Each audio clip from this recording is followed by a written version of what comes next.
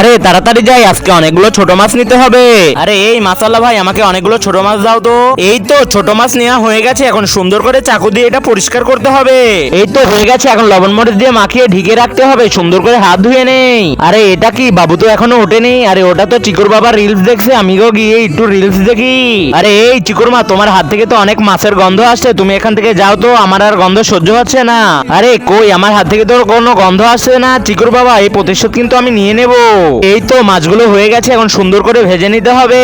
এখন মাছ প্যানের উপর দিয়ে দিয়েছি। এই চিকুর বাবা, তুমি এখানে এসো, ভাত খেয়ে নাও। এই তো হয়ে গেছে, এখনই আসতেছি।